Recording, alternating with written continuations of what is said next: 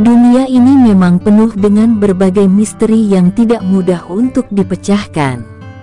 Salah satu misteri tersebut keberadaan Yakumama yang telah menghantui hutan Amazon yang lebat, yang membuat banyak orang biasanya memutar jalan untuk melalui Brasil jika bepergian melalui sungai Amazon.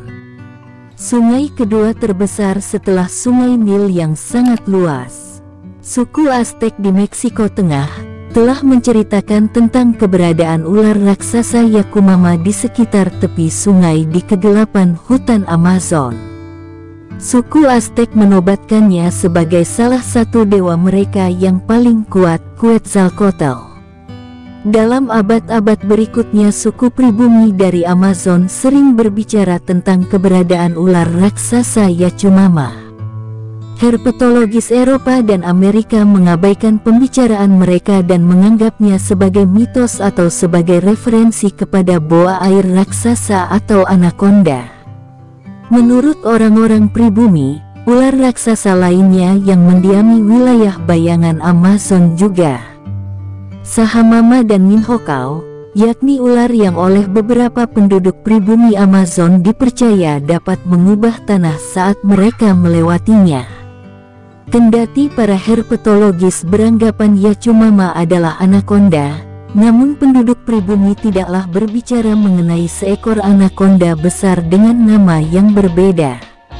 Mereka berbicara tentang monster raksasa sebenarnya yang begitu besar sehingga anaconda akan terlihat kecil jika dibandingkan. Penduduk pribumi kadang-kadang berbicara mengenai ular raksasa dengan panjang 160 kaki ini dengan penuh ketakutan dan kekaguman. Kepala makhluk raksasa ini konon lebarnya mencapai 6 kaki. Mereka bisa menumbangkan pepohonan dan mengubah arah anak sungai kecil. Pada tahun 1906, seorang penjelajah terkenal, Kolonel Percy H.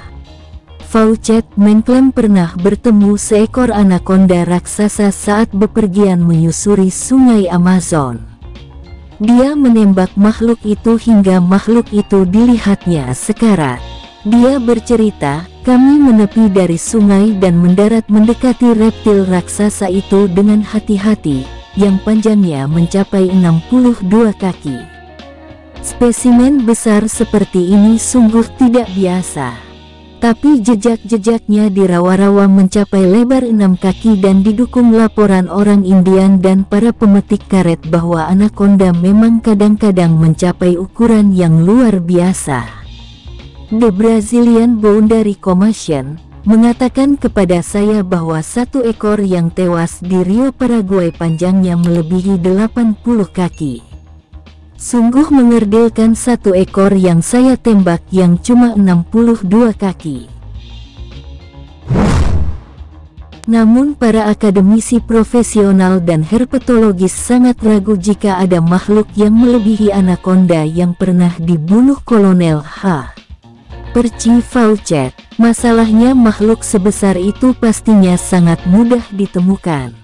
Keberadaan Yakumama pun menjadi kontroversi di abad berikutnya hingga dua bersaudara, Mike dan Greg Warner, bersama-sama dalam sebuah ekspedisi ke hutan Amazon memburu keberadaan ular raksasa itu. Ekspedisi itu tidak menghasilkan bukti keberadaan yang meyakinkan, meskipun mereka telah merekam jejak lintasan ular raksasa dan mengambil kesaksian dari orang pribumi yang mengaku telah melihat Yakumama.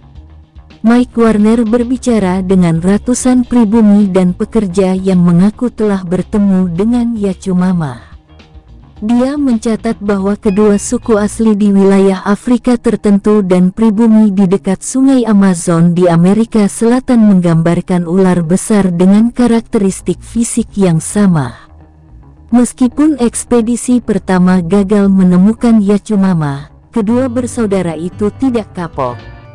Setelah melakukan penggalangan dana, mereka kembali lagi melakukan ekspedisi ke Amazon dan sepertinya mereka menemukannya.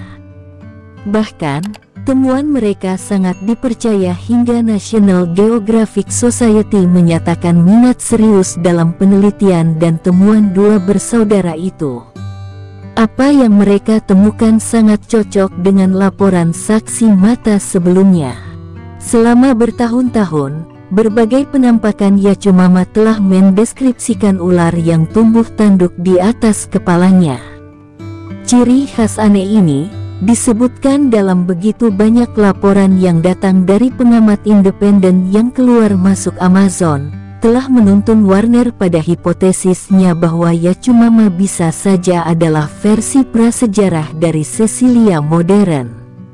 Sebagian besar dari 50 atau lebih spesies Cecilia yang telah didaftar memiliki alur di sepanjang kedua sisi kepala yang berisi sungut yang dapat ditarik masuk. Bagi pengamat yang tak terlatih, mereka mungkin menyangkanya sebagai tanduk. Menurut Mike Warner, spesies tepatnya untuk makhluk ini belum diketahui, tetapi kami percaya bahwa karakteristik fisik lebih mirip dengan ular atau amfibi, dan perilakunya mirip Cecilia, makhluk amfibi yang mirip dengan ular. Mike Warner berpendapat, sebagian besar saksi yang melihat seekor Yacumama biasanya tidak mempunyai banyak mempelajarinya, karena biasanya pertemuan dengan Yacumama terjadi secara kebetulan yang membuat mereka lari menyelamatkan diri.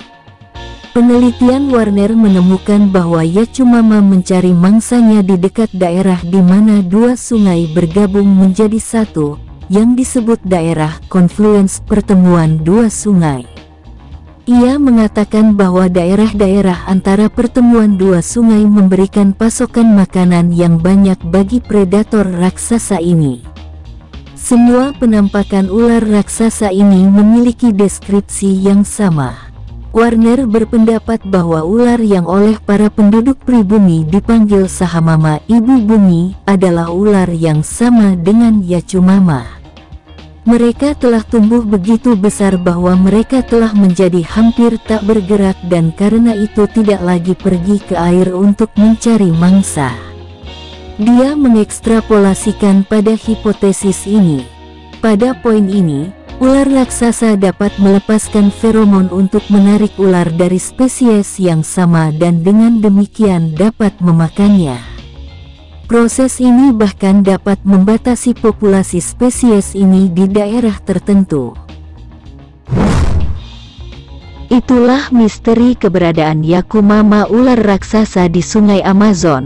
Dan apa pendapat kalian tentang video ini? Silahkan di komen ya, karena apapun pendapat kalian akan menjadi yang terbaik. Jika kalian suka silahkan di like dan share. Terima kasih sudah menonton video ini, semoga bermanfaat dan sampai jumpa di video berikutnya.